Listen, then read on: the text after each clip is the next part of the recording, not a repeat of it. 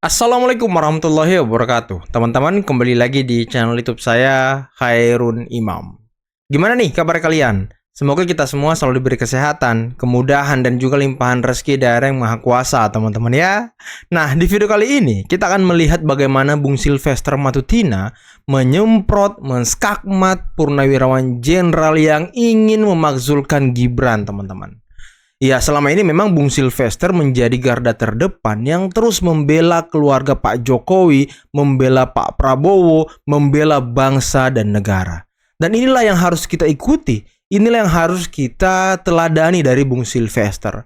Kita harus sama-sama bahu-membahu dalam membela bangsa dan negara. Jangan sampai kita mau diadu domba, diacak-acak oleh kepentingan kelompok tertentu, teman-teman. Nah, selain itu, ada video di mana si Betor, ini Betor lagi nih. Ini beberapa hari ini Betor sepertinya trending topik terus ya. Betor ini, tapi ini bukan tentang Pak Jokowi teman-teman, tapi tentang partainya sendiri. Betor membongkar seperti apa borok dari Partai Banteng. Yang dia mengatakan dengan lugas bahwa banyak orang-orang di Banteng ini menggunakan ijazah palsu. Apakah dia mengatakan ini untuk memperkuat tuduhannya kepada Pak Jokowi? Nanti kita akan bahas ini teman-teman ya. Nah, terakhir ada video di mana sepertinya Mas Gibran memang semakin bersinar, semakin terlihat kerjanya, terlihat upayanya untuk membangun bangsa ini, upayanya untuk menyelesaikan persoalan-persoalan yang ada di tengah masyarakat. Dan juga Mas Gibran selalu tunduk dan patuh kepada perintah atasannya, yakni dalam hal ini Bapak Prabowo Subianto. Dan Pak Prabowo sepertinya sekarang menjadi mentor politik Mas Gibran yang sangat luar biasa, teman-teman ya. Oke, sebelum kita mulai videonya, jangan lupa like, subscribe, dan share. Dan tanpa perlu berlama-lama lagi, mari kita mulai videonya berikut ini. Bapak mau melengsarkan Gibran, akhirnya Pak Prabowo dikudeta, bangsa kita hancur-hancuran. Saya anak bangsa merah putih, Pak. Suara Bapak 1.300 itu sama dengan suara saya, atau suara direktur apa, atau kita punya orang warteg pedagang sama, Pak. Gitu loh. Jadi betul. Suara Bapak sama kita juga bisa bersuara bahwa ini konyol, ini nggak benar buat bangsa kita. Sedih, Pak, kami anak-anak muda ini sedih melihat bapak-bapak mereka. Harusnya bapak-bapak mereka turun ke sawah, ya, lihat pengairan, bantu ini Kasat, bantu Panglima, bantu Pak Prabowo. Supaya apa? Supaya kita semua sebagai pangan. Karena apa? Kita sekarang menghadapi geopolitik dan ekonomi dunia itu yang tidak baik-baik saja. Usul pemakzulan Gibran Raka Buming Raka dari kursi wakil presiden muncul pada medio April 2025. Dorongan tersebut menjadi pembicaraan publik saat kabinet Prabowo Gibran memasuki bulan ke-7 pemerintahan mereka. Usulan itu datang dari Forum Purnawirawan Prajurit Tentara Nasional Indonesia. Organisasi pensiunan TNI itu memberi 8 tuntutan kepada Presiden Prabowo Subianto.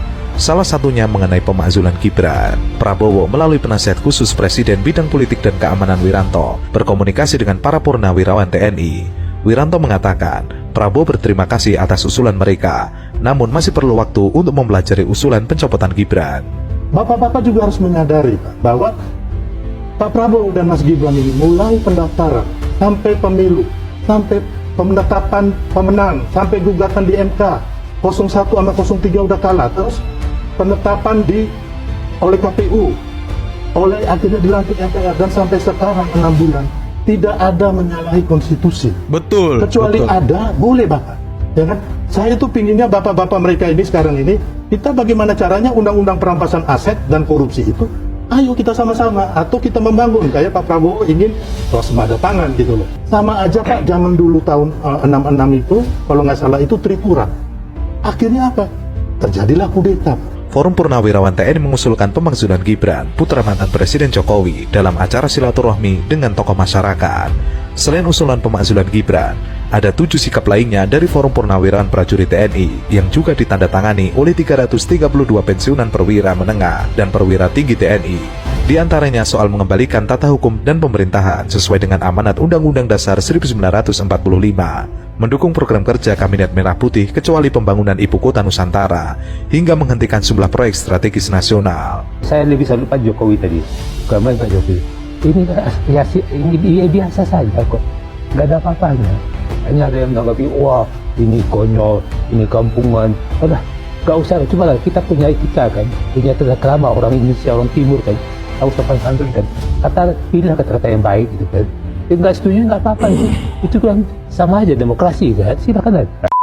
Ya, tapi ini teman-teman ya, Forum Purnawirawan TNI ini yang mengusulkan pemakzulan Gibran, yang sudah mengirimkan surat ke DPR dan juga MPR, ya organisasi mereka ini bukan organisasi resmi dari TNI. Jadi ya gimana teman-teman ya. Selain itu, lebih baik kalau Purnawirawan ini memberikan masukan-masukan yang positif, yang konstruktif, mengkritik dengan bijak, dengan baik. Apa yang kurang dari Mas Gibran, Anda kritik, Anda beri masukan, kan itu lebih elegan gitu itu Anda lakukan daripada ya ingin memakzulkan Gibran. Apa gitu faedahnya? Ketika Gibran dimakzulkan, ya nextnya apa gitu? Contoh nih, misal Gibran benar-benar Anda bisa makzulkan, Pak Prabowo sendiri presiden, wakilnya siapa? Anies gitu? Hah? Anies? Ganjar? Udahlah, jangan ngada-ngada. Ini dunia sedang carut marut, dunia sedang panas, geopolitik sedang tidak baik-baik saja. Ayolah, jangan bikin rusuh dalam negeri kita. Pak Prabowo ini sedang sibuk ngurusin kebijakan, ngurusin swasembada pangan, ngurusin geopolitik.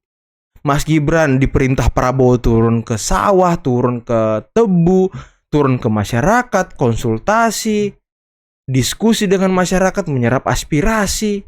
Itu sekarang kesibukan pemerintah. Jangan dibuat pemerintah ini sibuk lagi dengan hal-hal yang tidak penting gitu loh. Kenapa itu banyak orang PDIP itu pergi ke pasar pramuka membuat ijazah palsu, ijazah sarjana? Ya karena persyaratan untuk menjadi anggota dewan, untuk menjadi bupati, wali kota, gubernur, syaratnya kan harus punya ijazah.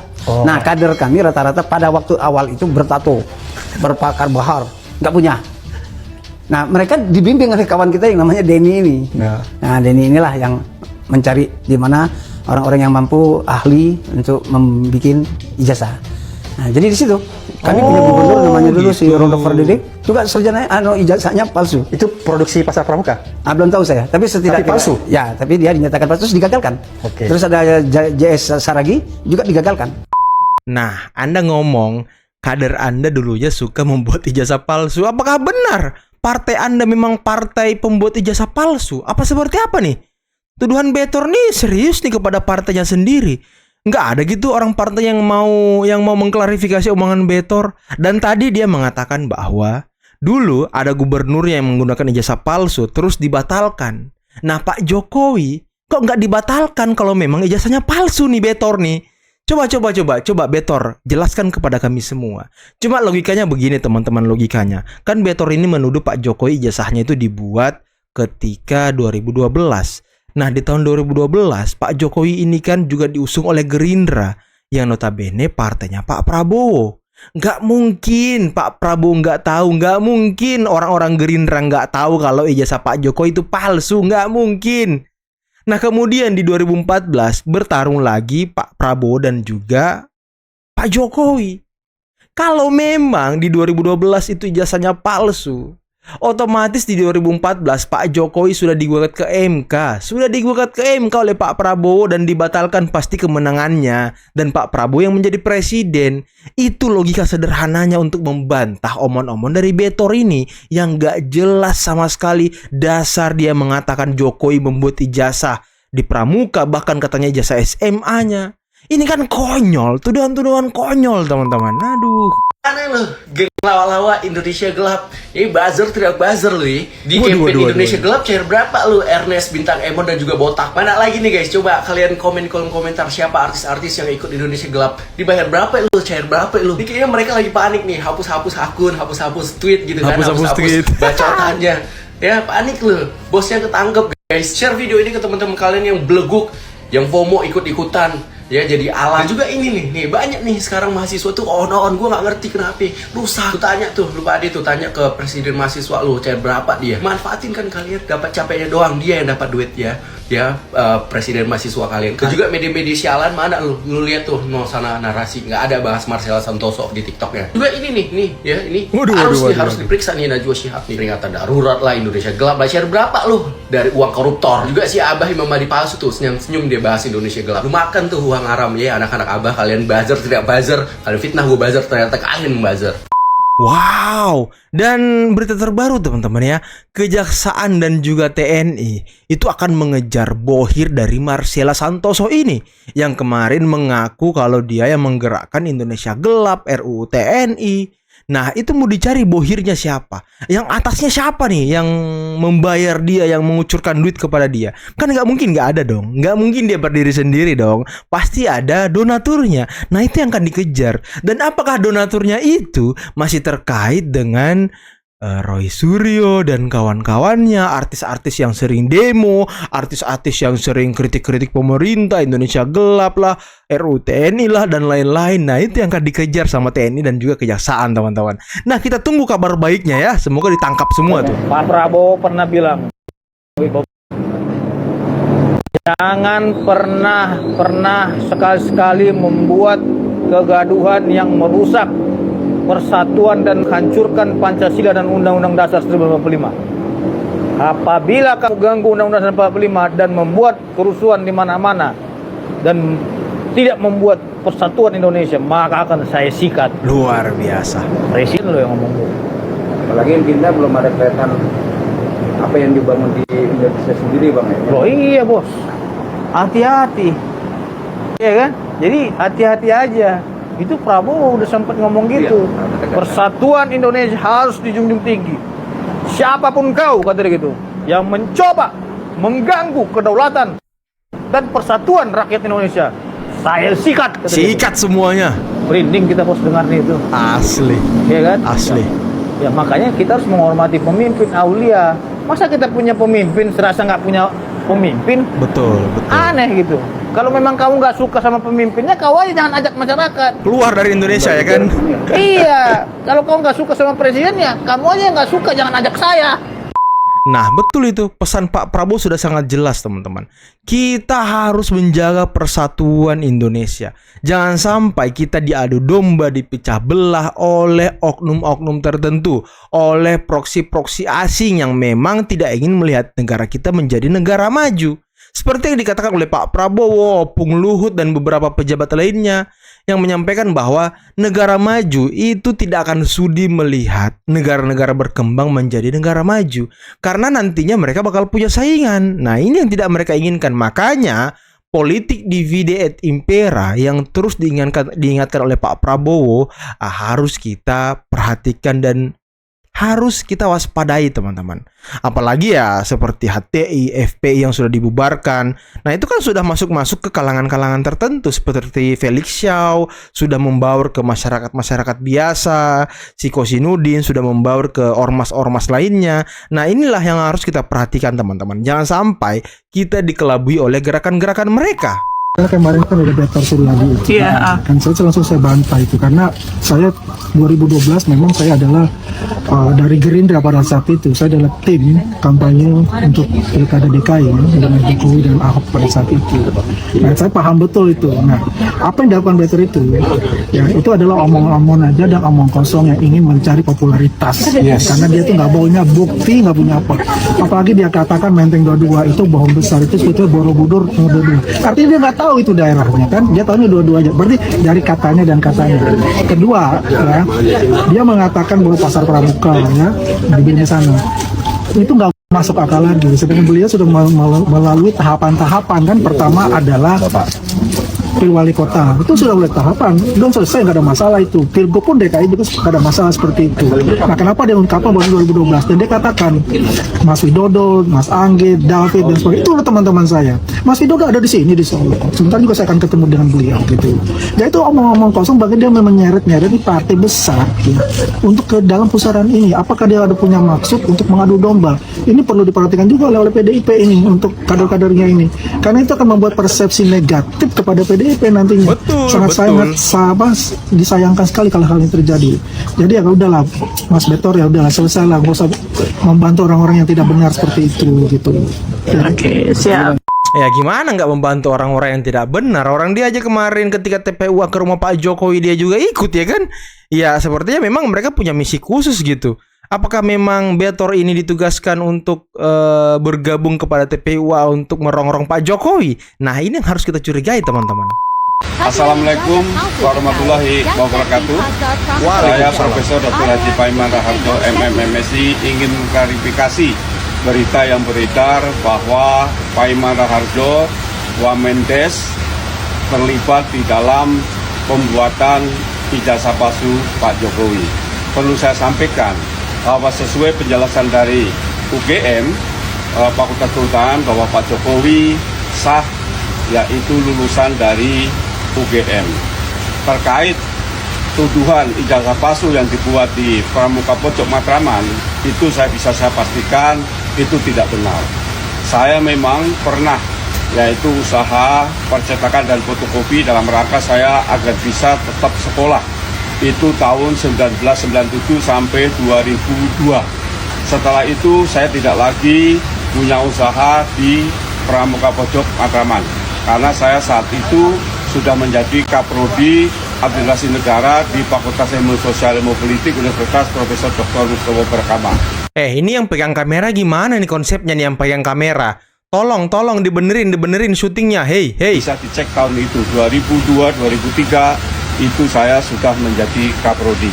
Jadi tidak benar jika ijazah Pak Jokowi itu palsu dan dibuat di Pramuka Pojok. Kemarin menyebutkan keterlibatan Anggit, keterlibatan David, keterlibatan Widodo, dan sekarang menyebut keterlibatan Paiman Raharjo. Saya pastikan bahwa itu fitnah yang sangat jahat dan keji. Saya kira segera bertobat dan mengakhiri, jangan sampai banyak orang lagi yang difitnah sehingga semakin banyak dosa yang dibuat. Saya kira itu klarifikasi dari saya. Wassalamualaikum warahmatullahi wabarakatuh. Nah, itulah tadi klarifikasi dari Pak Paiman Raharjo yang disebut-sebut oleh Bitor membantu Pak Jokowi untuk menerbitkan ijazah palsu katanya. Dan sudah dibantah dan diklarifikasi teman-teman. Kalau usaha percetakan beliau itu dari tahun 97 sampai 2022 atau 2023. Dan menurut Bitor, Pak Jokowi membuat tahun 2012 ya. Berarti ini sudah terpatahkan dan terbantahkan teman-teman. Selang 10 tahun loh. Nggak masuk akal emang. Ini kalau saya lihat-lihat ya, Bitor ini ketika ngomong itu kayak orang apa ya? Kayak orang linglung kayaknya teman-teman. Dan tadi dia mengakui kalau partainya itu katanya banyak yang menggunakan ijazah palsu. Waduh, ini partainya harus angkat bicara sih, harus mengklarifikasi sih ucapan Bitor ini. Ngeri kali ucapan Bitor, menyerang ke sana kemari, menyeret-nyeret partainya. Ya sepertinya dia tidak ingin mandi dan basah sendiri teman-teman. Dia harus menyeret orang lain. Nah, dan lagi sekarang kita akan membahas Mas Gibran yang sekarang semakin bersinar, semakin nampak hasil kerjanya. Bisa kita lihat teman-teman ketika beliau mengunjungi Banyuwangi kemarin, seperti di video saya sebelumnya, Mas Gibran langsung melakukan video call dengan Menteri Kehutanan. Nah, ini kan luar biasa. Setelah Mas Gibran menyerap aspirasi, langsung menelpon Menteri Kehutanan. Dan sebelum itu Mas Gibran juga menemui masyarakat yang sempat berdemo di Ladang Tebu kalau nggak salah. Dan ada yang bilang, mana Gibran itu nggak berani menemui mahasiswa, nggak berani menemui masyarakat, nggak berani mengajak dialog. Aduh. Untuk berdiskusi dengan mahasiswa, apa sih yang mau dibahas? Apa yang mau dibahas? Adu retorika. Adu ilmu filsafat kayak Rocky Gerung gitu. Nggak perlu. Mas Gibran sekarang ini sedang sibuk mengurusi masyarakat, sibuk turun ke lapangan, membawa perintah dari Pak Prabowo untuk memastikan suasana pangan berjalan dengan baik, untuk memastikan persoalan-persoalan di tengah masyarakat terselesaikan dengan baik. Itu tugas Mas Gibran, bukan berdiskusi di kampus. Itu biar tugas mahasiswa-mahasiswa aja yang begitu. Biar tugas menteri terkait aja yang begitu. Mas Gibran ini pemimpin negara yang dibutuhkan oleh masyarakat. Kehadiran beliau dibutuhkan masyarakat. Di bawah ini banyak persoalan yang harus diselesaikan. Kalau Mas Gibran turun ke kampus untuk berdiskusi, buang-buang waktu bos. Buang-buang waktu. Nggak ada gunanya juga. Contoh ketika Mas Gibran di Bengkulu, di demo sama mahasiswa, langsung diajak dialog sama Mas Gibran, mahasiswa yang demo itu. Apa aspirasinya, apa keluhannya, ternyata BBM. Yang dimana Mas Gibran sudah melihat juga antrian mobil BBM di SPBU. Dan Mas Gibran langsung menyelesaikan permasalahannya. Dan ketika Mas Gibran pulang dari Bengkulu, ya banyak testimoni dari masyarakat. Wah, kita nggak antri panjang lagi nih ketika Mas Gibran kesini. Nah, ini yang dibutuhkan masyarakat. Bukan Mas Gibran dari kampus ke kampus untuk dialog, diskusi. Untuk apa gitu? Itu bukan tugas Wapres. Hanya untuk membuktikan kualitas retoris itu nggak. Aduh, apaan sih? Untuk apa sih? Hah? Dan lagi tadi Bung Silvester sangat luar biasa. Memberi paham purnawirawan yang ingin memakzulkan Gibran. Ya, untuk apa sih memakzulkan Gibran gitu? Mas Gibran sekarang sedang sibuk bekerja, janganlah diganggu-ganggu dengan hal-hal yang remeh-temeh. Biarkan saja ini selesai pemerintahan Prabowo Gibran sampai 2029. Baru Anda bertarung lagi. Ini kan purnawirawan ini yang kalah kemarin, teman-teman. Kayak Sunarko, Fahru Rozi. Ini Sunarko ini lagi-lagi nih. Yang di tahun 2019 sempat ditangkap polisi karena kepemilikan senjata api ilegal dan juga dugaan makar. Dan yang menjamin dia sehingga dia bebas, ya kalau nggak salah ya Pak Luhut, Pak Wiranto. Sekarang dia berbuat ulah lagi mau orang-orang pemerintah. Ayolah, geopolitik sedang kacau nih. Dunia sedang amburadul, kondisi ekonomi sedang tidak baik. Berikan masukan, berikan kritik yang konstruktif kepada pemerintah. Berikan pikiran-pikiran terbaik Anda untuk pemerintah demi kemajuan bangsa. Bukan malah meminta Gibran dimakzulkan. Aduh, aneh-aneh aja emang orang-orang ya. Oke teman-teman, mungkin cukup sekian dulu video kali ini. Jangan lupa like, subscribe, dan share videonya. Akhir kata, billahi taufiq wal hidayah. Wassalamualaikum warahmatullahi wabarakatuh. Bye-bye.